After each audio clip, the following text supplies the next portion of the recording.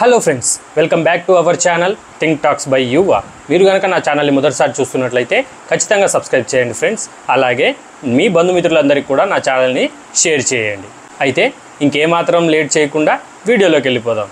Friends, ఇప్పుడే తాజాగా అందిన వార్త ఏంటంటే అమెరికా అధ్యక్షుడు డొనాల్డ్ ట్రంప్ గారి సారథ్యంలో వారి మధ్యవర్తిత్వంతో భారతదేశము మరియు పాకిస్తాన్ ఈ రెండు దేశాలు సీజ్ ఫైర్ అంటే కాల్పుల విరమణకు ఒప్పుకున్నాయన్నమాట. ఈ శాంతి ఒప్పందం విషయంలో చాలామంది భారత పౌరులు అనేవారు అసంతృప్తిగా ఉన్నారన్నమాట.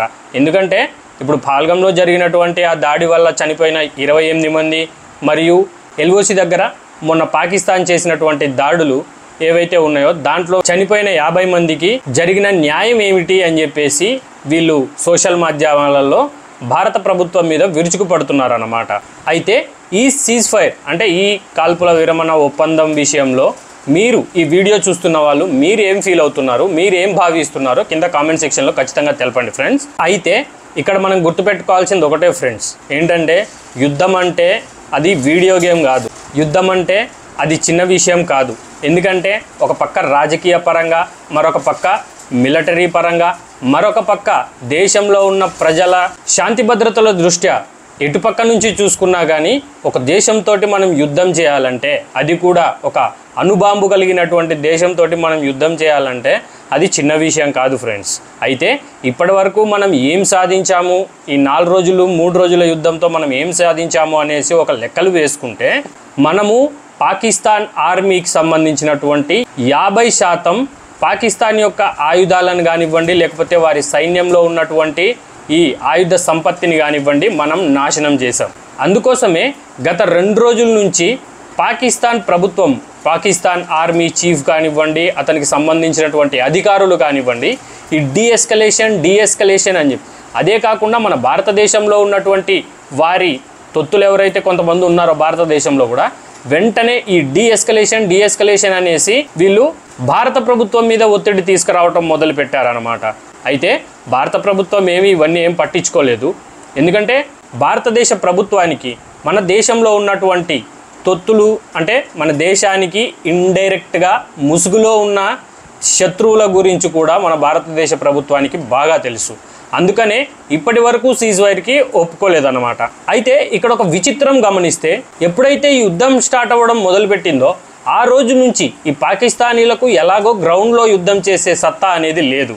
అందుకని వారు ఏం చేస్తున్నారంటే సోషల్ సైట్ మాధ్యమాలలో ఈ వీడియో గేమ్లో ఉన్న క్లిప్లను కట్ చేసుకొని వచ్చి, ఇదిగో చూడండి భారత ఎయిర్ ఫోర్స్కు సంబంధించినటువంటి విమానాలను మేము ధ్వంసం చేశాము అని చెప్పేసి వాళ్ళు ఇట్లా ఒక ప్రాపగాండా, గ్లోబల్ నెరేషన్ అంటాం కదా, ఈ గ్లోబల్ నెరేషన్లో అంతర్జాతీయ వేదికలో అంతర్జాతీయ పరంగా అంటే మెయిన్లీ టిక్ టాక్, ఇక్కడ ఒకటి గుర్తుపెట్టుకోండి, మన దేశంలో టిక్ టాక్ అనేది బ్యాన్ అయిపోయింది. కానీ ఇతర పశ్చిమ దేశాలు అన్నిట్లలో టిక్ టాక్ అవైలబుల్గానే ఉంది. ఈవెన్ పాకిస్తాన్లో కూడా టిక్ టాక్ అవైలబుల్లోనే ఉంది. ఈ అంతర్జాతీయ వేదికలలో ఈ వీడియో గేమ్కి సంబంధించినటువంటి క్లిప్పులు కట్ చేసుకొని వెళ్ళి అక్కడ టిక్ టాక్లలో పోస్ట్ చేసుకుంటూ, ఇదిగో చూడండి మేము భారతదేశం యొక్క రఫేల్ యుద్ధ విమానాలను మేము ధ్వంసం చేశాము అది ఇది అని చెప్పేసి ఒక గ్లోబల్ నెరేషన్ అనేది బిల్డ్ చేసుకున్నారన్నమాట. అయితే దాంట్లో నిజానికి పాకిస్తానీలు సక్సెస్ అయ్యారనే చెప్పొచ్చు. ఇంకో విషయం ఏంటంటే, ఎప్పుడైతే మన భారత వాయుసేన అనేది బహావల్పూర్లో ఉన్నటువంటి ఈ మసూద్ అజార్ అతను మరియు అతని కుటుంబ సభ్యులు ఉన్నటువంటి ఆ ప్రాంతంలో ఈ దాడులు చేయటం, దాన్ని పట్టుకొచ్చి ఇదే టిక్ టాక్ మరియు ఈ సోషల్ సైట్ మాధ్యమాలలో చూడండి భారతదేశము పాకిస్తాన్ యొక్క అమాయక ప్రజలను, చిన్నపిల్లల మీద దాడి చేస్తుంది అని చెప్పేసి ఒక ప్రాపగాండా అనేది సృష్టించారనమాట. మన దేశంలో ఏం జరుగుతుందో మనకి మాత్రమే తెలుసు. కానీ టిక్ టాక్ అనేది మన దేశంలో బ్యాన్ అయిపోయిన తర్వాత టిక్ టాక్లో ఏం జరుగుతుంది అనేది మనకు తెలియదు. బయటి దేశాలు, అన్ని దేశాలు టిక్ టాక్ వాడుతున్నారు కాబట్టి అక్కడ వీళ్ళు బిల్డ్ చేసుకునే ఆ నెరేషన్, ఆ స్టోరీ, ఆ కథలు అనేటివి అక్కడ సక్సెస్ఫుల్ అయ్యాయి. సో ఇక్కడ మీరు ఇంకొక విషయం మర్చిపోవద్దు, పాకిస్తాన్ దగ్గర ఉన్నటువంటి ఈ యుద్ధ విమానాలు F-16 అనేటివి అమెరికా నుంచి వచ్చాయి కదా.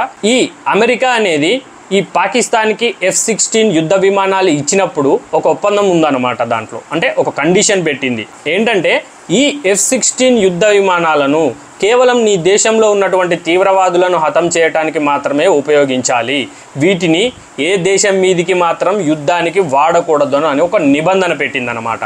అంటే మన భారతదేశం మీద పాకిస్తాన్ తన F-16 యుద్ధ విమానాలను వాడి అమెరికా యొక్క షరతును ఉల్లంఘించింది. Point number 1.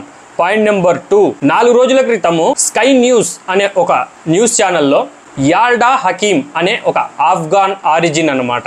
తన మూలాలు ఆఫ్ఘనిస్తాన్, కానీ తను ఉండేది మాత్రం ఆస్ట్రేలియాలో, పనిచేసేది ఒక జర్నలిస్ట్గా చేస్తుందన్నమాట. తన ఇంటర్వ్యూలో పాకిస్తాన్ డిఫెన్స్ మినిస్టర్ స్వయంగా ఒప్పుకున్నాడు అనమాట.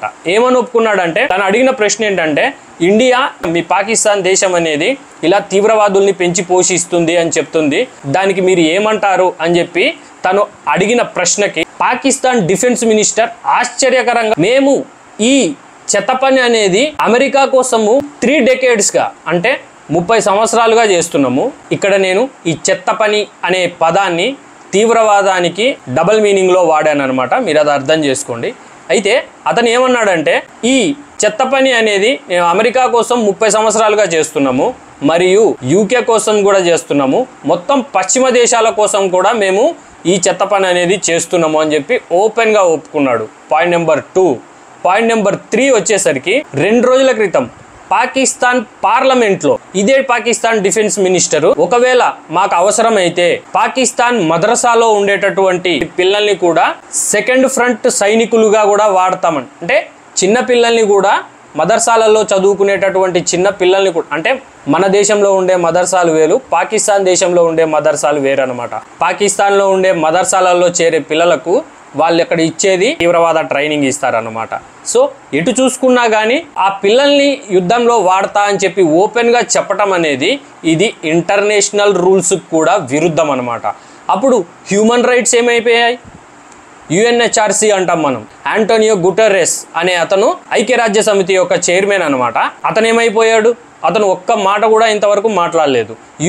యునైటెడ్ నేషన్స్ ఐక్యరాజ్య సమితి ఒక్క స్టేట్మెంట్, ఒక్క పదము, ఒక్క కండెమ్నేషన్ ఏది మాట్లాడలేదు, ఏ నోటు కూడా రిలీజ్ చేయలేదు. పాయింట్ నెంబర్ 3 అయిపోయింది. పాయింట్ నెంబర్ 4, 4వ విషయం ఏంటంటే, ఈ 4వ విషయానికి మీరు చాలా ఆశ్చర్యపోతారు. ఇంత జరుగుతున్నా కానీ 10వ తారీఖు ఉదయం, 10వ తారీఖు మే 2025 ఉదయానికి IMF ఇంటర్నేషనల్ మానిటరీ ఫండ్ అనేది పాకిస్తాన్కి అర్జెంటుగా ఎమర్జెన్సీగా $1.5 బిలియన్ అనేటివి రిలీజ్ చేసింది. ఇప్పుడు మీరు గేమ్ అర్థం చేసుకోండి ఫ్రెండ్స్. ఈ 4 పాయింట్ల తర్వాత మీకు ఏమనిపిస్తుందో కింద కామెంట్ సెక్షన్లో కామెంట్ చేయండి ఫ్రెండ్స్. ఈ పాకిస్తాన్ వెనక ఎవరెవరు ఉన్నారో మీరు గెస్ చేయండి. సో ఇది ఫ్రెండ్స్ ఈరోజు నా విశ్లేషణ. మీ అందరికీ నచ్చి ఉంటే నా వీడియోని లైక్ చేయండి, అలాగే నా ఛానల్ని సబ్స్క్రైబ్ చేయండి, మీ బంధుమిత్రులందరికీ షేర్ చేయండి. ఒక మంచి వీడియోతో మళ్ళీ కలుద్దాం.